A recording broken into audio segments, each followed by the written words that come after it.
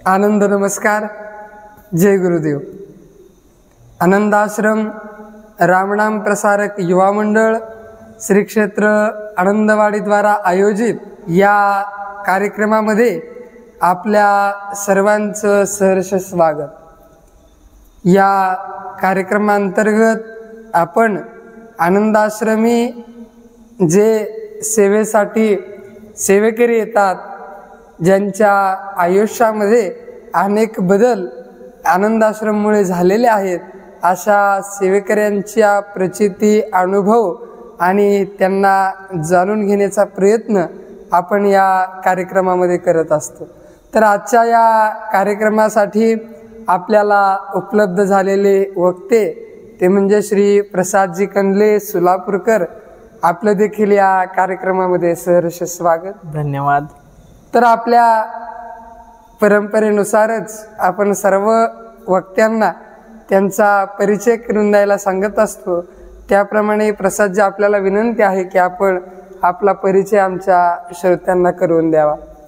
माझे नाव प्रसाद प्रफुल्ल कंडले. मी सध्या शिक्षण क्षेत्रात शिक्षण घेत आहे.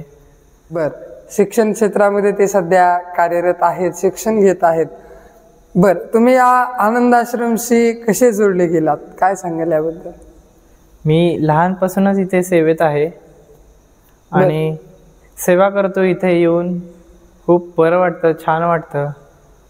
जे सेवा केल्यानंतर ना वेगळाच एक आनंद येतो. सर्वांसोबत राहून, मुले वगैरे असतात, आपले सेवेकरी असतात, बालसेवेकरी, यांच्यासोबत राहून सेवा केले ना खूप मजा येते, आनंद येतो. आणि वेगवेगळे खेळ खेळतो आम्ही. क्रिकेट म्हणा, वेगवेगळे बॅडमिंटन वगैरे, त्यातनं सगळे मिळून खेळल्यामुळे अजून मजा येते. असं घरच्यासारखं वाटतं, कंटाळा येत नाही. इथे आले की शांतता आहे. बाहेर कसं शहरांमध्ये सतत गाड्यांचा आवाज, हॉर्नचा आवाज, पक्षी कमी, आणि इथे सकाळी कसं गावामध्ये कसं आपण राहतो, राहणीमान आहे त्याचं, तसा भास होतो इथे आल्यावर. आपल्या आजीकडे येतो, आजोबांकडे येतो, तसा भास होतो.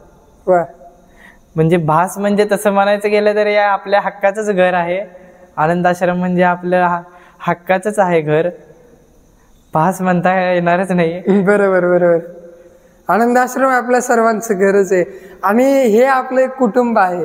हो, कारण आनंदाश्रम परिवार आपलं हे कुटुंब आहे आणि घरी आल्यानंतर आनंदच होणार.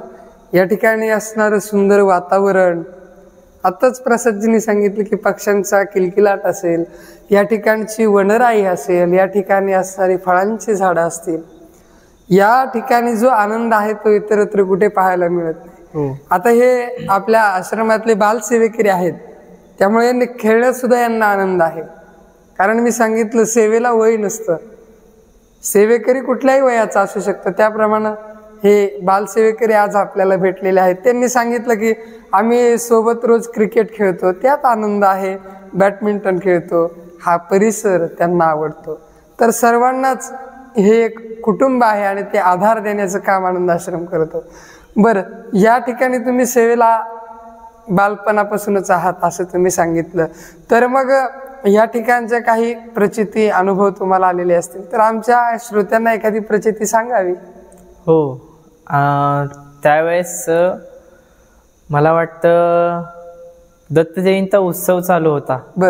दत्त जयंतीचा उत्सव चालू असताना म्हणजे खेळता खेळता असंच माझा पाय मुरगाळला होता. खेळता खेळता पाय मुरगाळला होता. दत्त जयंती 1-2 दिवसावर होते फक्त. दत्त जयंती 2 दिवसावर असताना पाय मुरगाळला खेळता खेळता, आणि काही कळे ना मला. मी साईडला जाऊन बसलो थोडंसं. नंतरनं हळूहळू पाय ठणकायला लागला, दुखायला लागला. नंतर झेंडूबाम वगैरे सर्व असं काही लावलं पायावर, उपचार केले. मग त्यावेळेस काय झालं, काही कमी व्हायला तयारच नाही. मग तिकडे गेलं सद्गुरूंपाशी, भस्म वगैरे लावलं, रक्षक दोरा वगैरे अजून परत बांधला नवीन, आणि मनातल्या मनात प्रार्थना केली की 2 दिवसावर उत्सव आहे आणि इथे पाय मुरगाळलाय माझा, उत्सव कसा साजरा करायचा. इच्छा तर खूप होती उत्सव साजरा करायचं, नाचायचं, सर्व करायचं. अण्णासाहेबांना मनापासून प्रार्थना केली की कसं होईल, काय होईल. मला तर वाटत नव्हतं मी बरा होईल. पण रात्रीतून काय झालं, झेंडूबाम वगैरे लावला, झोपलो.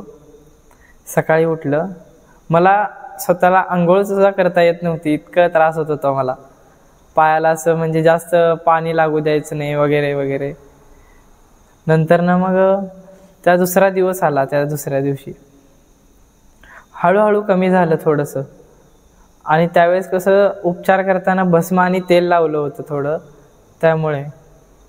आणि आपले सेवेकरी आहेत वंगाळे काकू म्हणून, त्यांनी अजून मला थोडंसं मदत केली.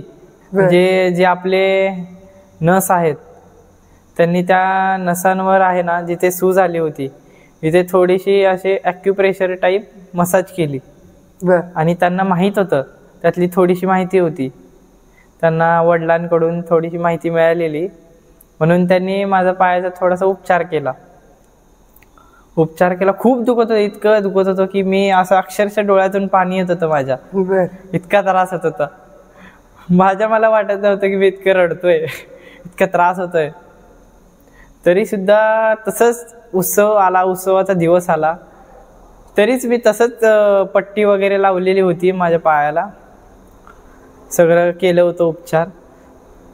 तसाच उपचार केलेला. तसंच मी उत्सवाला गेलो, पट्टी तसेच पायावर होती. उत्सव चालला होता, ढोल चालू होते, ताशात कडकडत होता. त्या ह्याच्यात रामनामाच्या ह्याच्यात मी सहभागी झालो, नाचायला सुरुवात केली.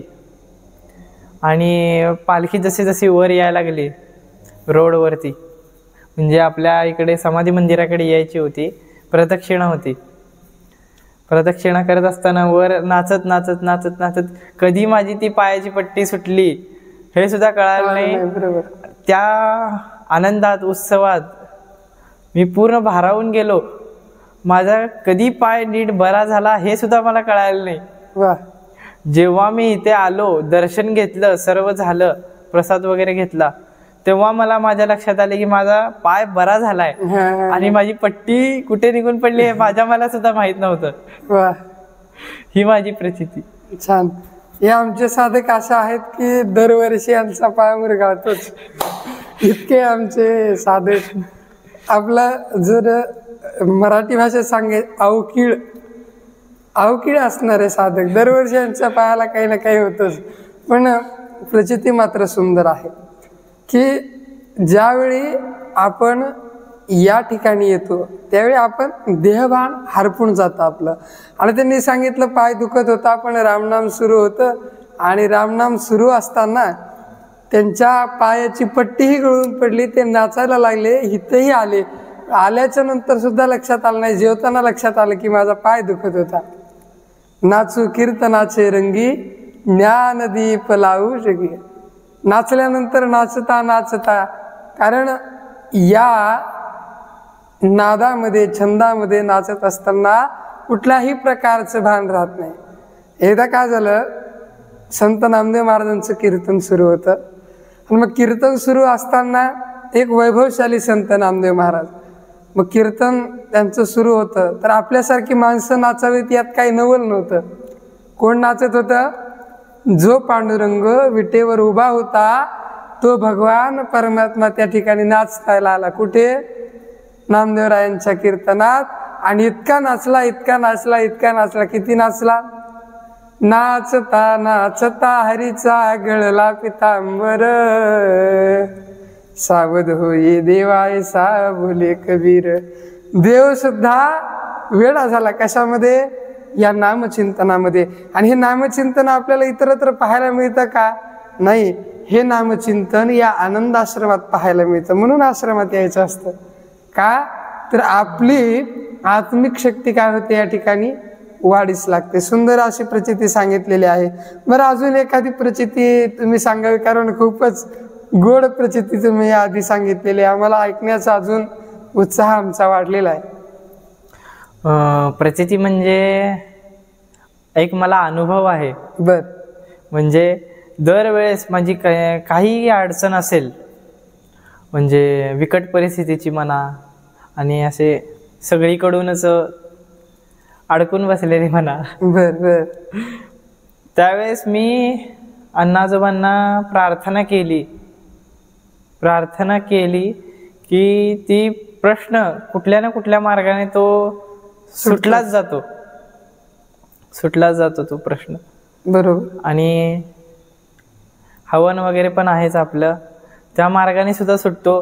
पण खरोखर प्रार्थना जर मनापासून केली तर प्रश्न सुटतोच. बरोबर.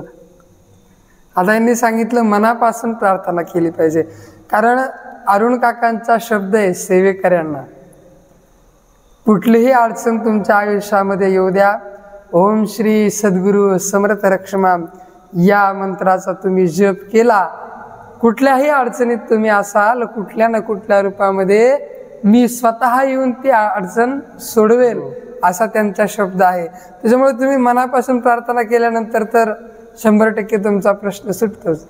बरं, आता तुम्ही बालसेवेकरी आहात, तर अजून आपले बालसेवेकरी खूप आहेत आपल्या परिवारातले, तर बाकीच्यांना काय संदेश द्याल की आनंद आश्रमाविषयी काय सांगाल? आनंद आश्रमामध्ये सर्वांनी बालसेवेकरांनी उत्सवात आणि उत्सव नसतानाही बर इकडे येऊन सेवा करावी, आनंद घ्यावा सर्वांनी. बर बर. आणि वेगवेगळे आपले उपक्रम असतात आश्रमाचे, जे वृक्षारोपण म्हणा, वेगवेगळे उत्सव चालू असतात, उत्सवाचा आनंद, बर. वेगवेगळे आपले कार्यक्रम पण असतात त्याचा आनंद. आणि जे आपले सेवेकरी बाल सेवेकरी तर आहेत त्यांच्यासोबत तर राहण्यात वगैरे सर्व करण्यात, सेवा करण्यात खूप मजा येते. बरोबर. तर सर्वांनी यावे, इथे राहावे. बरोबर. सगळ्यांनी आलं पाहिजे, राहिलं हो. पाहिजे, कारण आश्रम हा आपल्या सर्वांसाठीच आहे, म्हणून आपण सर्वांनी यावं असं आव्हान प्रसादजी आपण केलं. प्रसादजी म्हणजे अतिशय लहान असल्यापासून त्यांना मी पाहतो आहे, हे छोटे छोटे शिबिर असतील, कार्यक्रम असतील, सगळ्यामध्ये उत्स्फूर्तपणे सहभागी होणारे आणि अतिशय आश्रमापासून जवळच असणाऱ्या सोलापूर गावचे असल्या कारणाने सारखं त्यांचं या ठिकाणी येणं असतं. सुंदर संदेश आमच्या सर्व बालसेवेकऱ्यांना दिलात. आपले अनुभव, आपल्या प्रचिती आमच्याबरोबर सादर केल्या, आम्हाला सांगितल्या. आम्हाला देखील खूप तुमचं आयुष्य जाणून घ्यायला आवडलं. या कार्यक्रमात आपण आलात याबद्दल मी सर्वांच्या वतीनं आपला आभारी आहे. धन्यवाद. या कार्यक्रमाला आल्याबद्दल आपले मनपूर्वक आभार. आणि या कार्यक्रमास ऐकत असणारे आमचे सर्व श्रोते की जे आनंदाश्रम सत्संगधारा या यूट्यूब वाहिनीच्या माध्यमातून जोडले गेलेले आहेत, आपणा सर्वांनी ही मुलाखत अगदी शेवटीपर्यंत ऐकल्याबद्दल आपणा सर्वांचे देखील मी आभारी आहे. असेच अनेक व्यक्ती आपल्याला भेटायला आलेले आहेत आणि येत राहणार आहेत. त्याकरता आनंदाश्रम सत्संगधारा आमच्या या वाहिनीला आपण सबस्क्राईब करावं आणि जास्तीत जास्त लोकांपर्यंत हा स्नेहसंवाद विस्तारित करावा अशी आपणा सर्वांना विनंती करतो. आणि या कार्यक्रमातून मी रामेश्वर मोरे, व्हिडिओग्राफर श्री कुलकर्णीसह आपली रजा घेतो. मनपूर्वक धन्यवाद.